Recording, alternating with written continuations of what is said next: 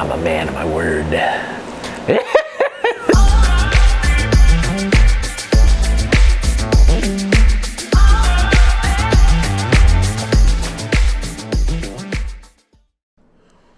Okay, guys, so we're going to get into this today. We're going to be looking at these highlights from the Geforce RTX 30 series launch event that happened just yesterday.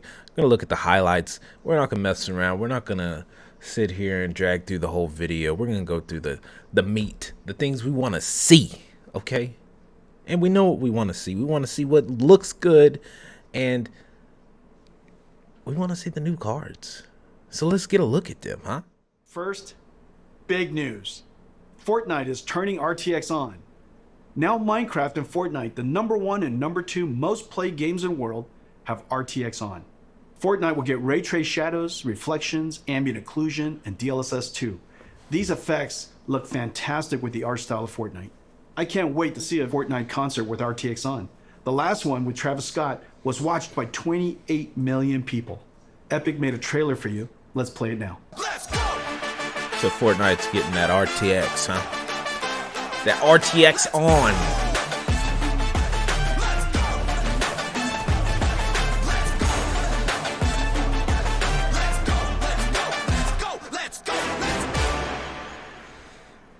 Okay, short trailer. Today's games are giant worlds, indoor and out, with photogrammetry, dense geometry, and lots of characters. Games are over 200 gigabytes and getting bigger. Okay. This is like 50,000 songs. There's a lot of truth to or this right now. 400 hours This of is streaming video. a big bottleneck. Games have pushed PCI-E and file systems to the breaking point. CPUs copy files from disk and decompress the game image. I think this is a fine when good. the storage system was slow, 50 to 100 megabytes per second.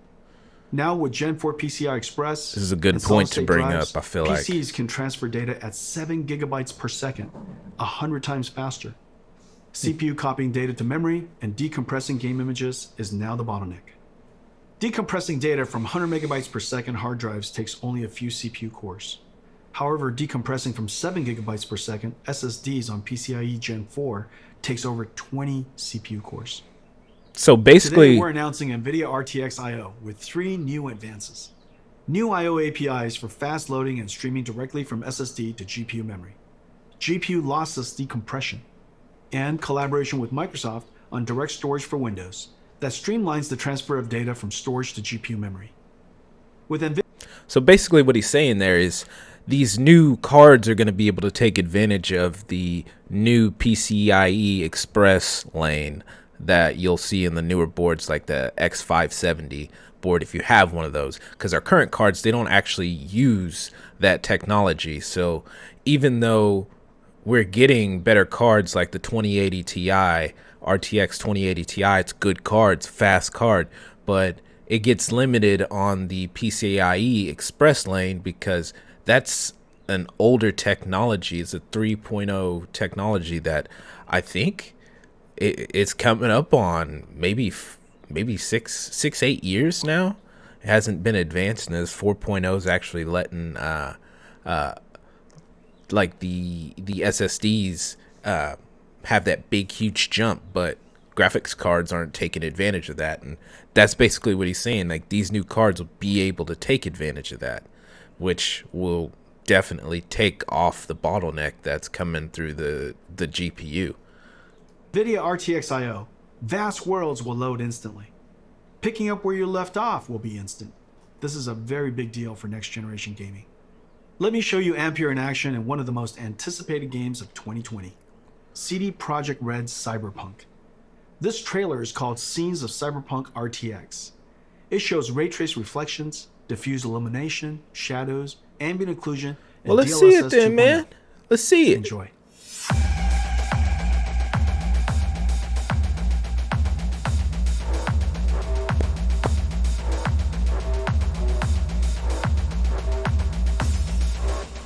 Oh.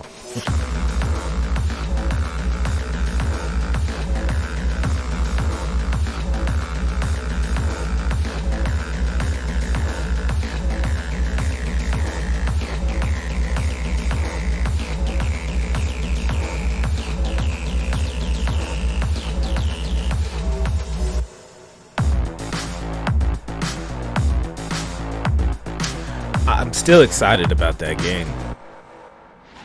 Ladies and gentlemen, our new flagship GPU, the Nvidia Geforce RTX 3080, powered by Ampere, second generation RTX architecture.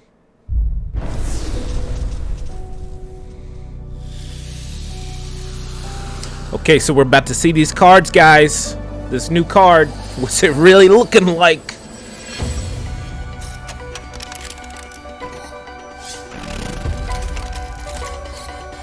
So I'm not gonna lie, my first actual PC that I built when I came into the game, it was not an Nvidia card. And I don't really think there's anything wrong with AMD cards, so let me just get that out and say it.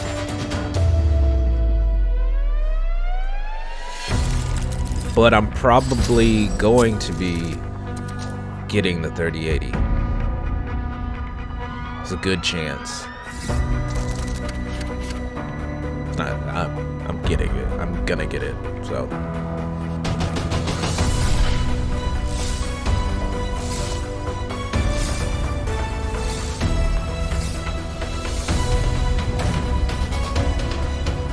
Okay.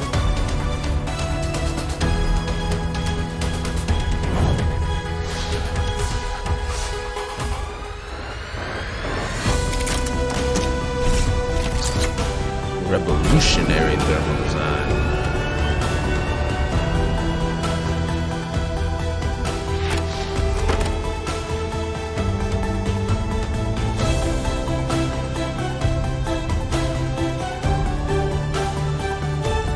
I actually love that.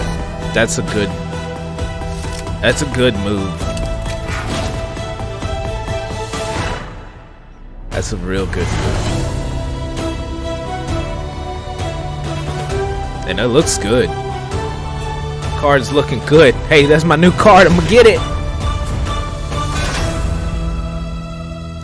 I'm gonna have it right in there, right in that system. The Nvidia RTX nice. 3080. I have one right here. Let me show it to you. It only had one power plug to it, so it's not taking as much power either. It is beautiful. Look at this. The RTX 3080. It is wonderfully crafted. And it's smaller too. It's going to look beautiful in your PC. And it lights up. Now let me tell you about some of the other exciting technologies inside. Turing used G6, the fastest memories at that time. The industry thought that was the limit. For Ampere, we had to push through that limit. Working with Micron, we designed the world's first memories with PAM4 signaling, pulse amplitude modulation, with 4 voltage levels that encode 2 bits of data each. Okay. 0001, 1011. Each voltage step is only 250 millivolts. So in the same period of time, G6X can transmit twice as much data as G6. PAM4 is extreme signaling technology, and it's just becoming used in high-speed networking. The Ampere thermal architecture is the first ever flow-through design. That's working harmoniously with PC chassis cooling system, pulling in cool air from the outside. That's such a good design. The GPU, and pushing hot air straight out the chassis. To allow room for a fan to flow air directly through the module, our engineers architected a super dense PCB design that is 50% smaller than previous. Especially if you get an AIO cooler. Ampere GPUs, that's a great HDMI design. 2.1, PCI I don't know that it's so great for G6X. A CPU. There are 2 independently controlled since you're fans. blowing right at the pulls cool CPU air from cooler. the bottom and pushes the heated air. But if you got an out through AIO, the graphics card brackets. A backside pull-through fan passes cool air over the fins of the heat pipe and directs the hot air to the top and back of the chassis to be exhausted by the system fan. The 3080 flow-through system is 3 times quieter and keeps the GPU 20 degrees cooler than the Turing design. It can cool 90 watts more than Turing. The generational leap is ultimately the most important factor of new GPUs. A significant technology advance is needed to inspire content developers to create the next level of content and for the install base to upgrade. Let's see how the 3080 stacks up to previous generation architectures on the latest graphics-intensive games. 3080 is faster than 2080 Ti. 3080 is twice the performance of 2080 at the same price.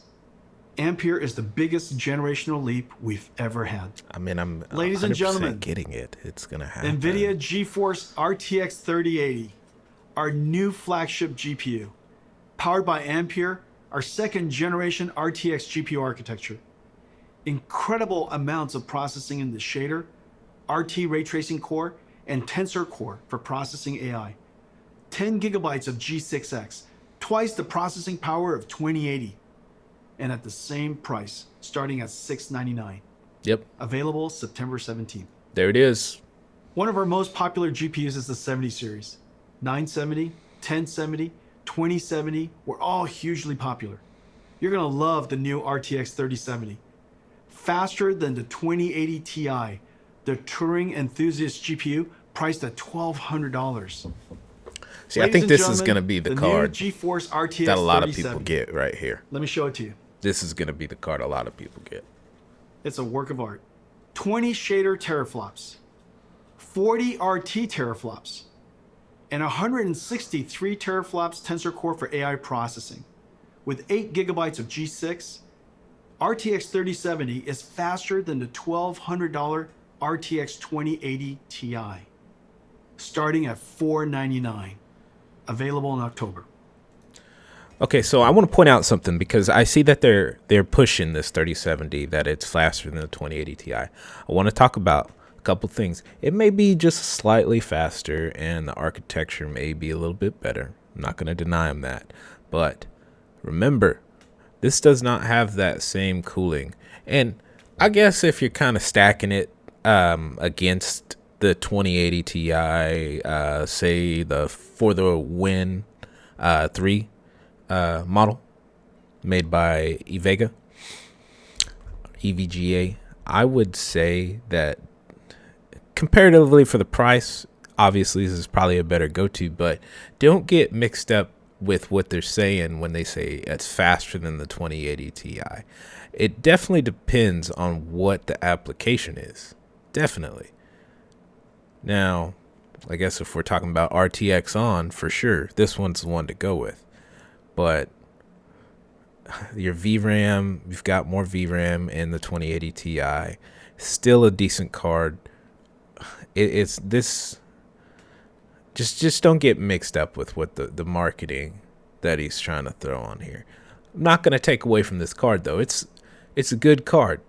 But also take note, it does not have that same thermal design. If you're gonna spend the $500 for the 3070, I'm just gonna say it right now. You might as well get the 3080 because it's that card right there. That's the buy. That's worth it for sure.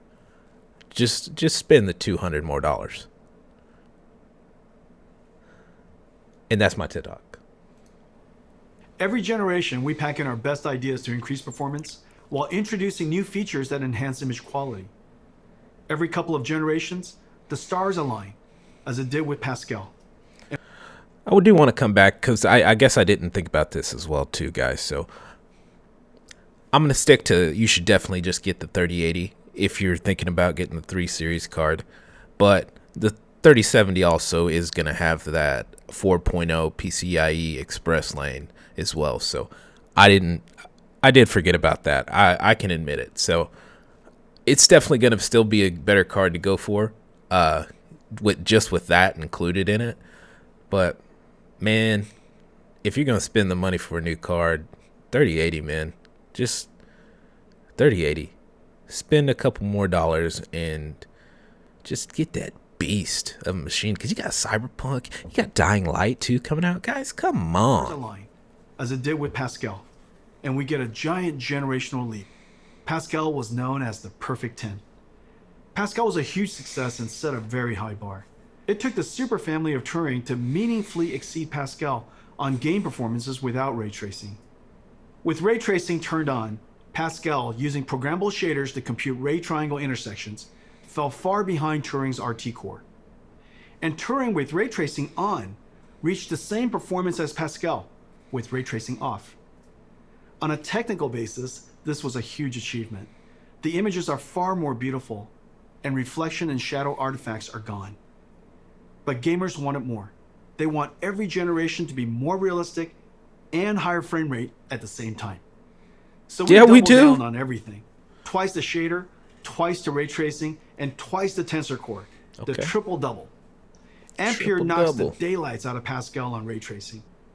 And even with ray tracing on, crushes Pascal on frame rate. To all my Pascal gamer friends, it is safe to upgrade now. Amazing ray tracing games are coming. Activision and developer Treyarch are launching a new Call of Duty on November 13th. It's a masterpiece and it looks incredible. There are dynamic lights, ray tracing, Another shadows Call and of Duty, ambient guys. occlusion, DLSS Are we 2.0, surprised? and Nvidia Reflex super low latency technology.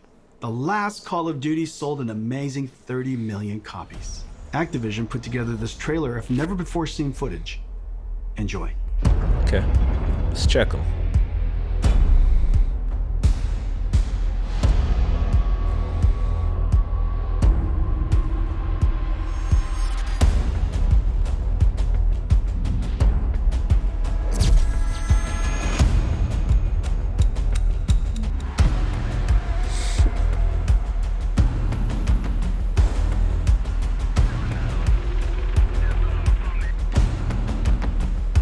Burger Town.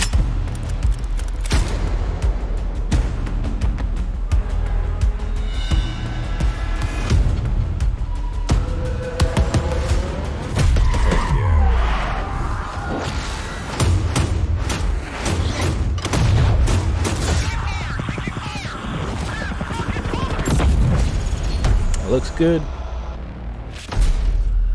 Let me talk to you about one more thing. Several years ago, we started building the Titan, pushing the GPU to the absolute limit to create the best graphics card of that generation. It was built in limited quantities and only through Nvidia. The distribution was limited. The demand surprised us.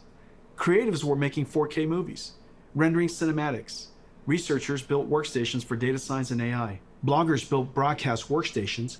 Flight and racing simulation fans built sim rigs. There is clearly a need for a giant GPU that is available all over the world. So you're trying to tell me you got another Ampere. Ladies and gentlemen, the RTX 3090. Oh shoot. Oh shoot, boys. Come here to Papa. He said, come here, Papa. That thing's huge. A ferocious GPU. A BF GPU. 36 shader GPU. teraflops. 69 RT teraflops, 285 tensor teraflops, and it comes with a massive 24 gigabytes of G6X. Holy hell. It comes with a silencer, a 3-slot dual axle flow-through design, 10 times quieter, and keeps the GPU 30 degrees cooler than the Titan RTX design. But there's more. The 3090 is so big that for the very first time, we can play games at 60 frames per second in 8K. 8K? This is insane. Did he say 60? For us to show you what it looks like on the stream, we invited some Hold friends up. to check it out. This Roll dude, the clip. did this dude say Because 60? it's impossible for us to show you what it looks like on the very first time, we can play games at 60 frames per second in 8K. Nah, This I don't is believe that. insane. Because it's impossible 60 for at us to show 8K? you what it looks like on the stream, we invited some friends to check it out.